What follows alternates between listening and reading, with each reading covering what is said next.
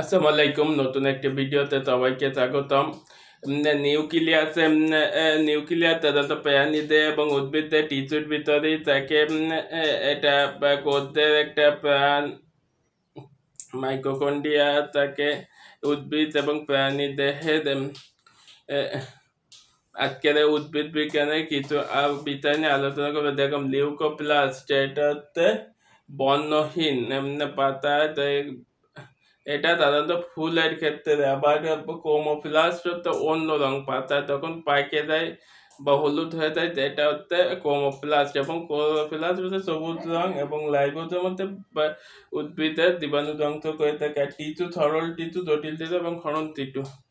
সরল টিস্যু স্বাভাবিক কাজ, জটিল টিস্যু পানি নির্ধারণ এবং খাদ্য তৈরি করে, এবং ক্ষরণ টিস্যু নির্ধারণ করে, যেমন আটা, রাবার গাছের আটা জাতীয়, এইগুলো হচ্ছে ক্ষরণ টিস্যু। সবাইকে উদ্ভিদ বিজ্ঞানের ক্লাসে এই পর্যন্ত, ধন্যবাদ।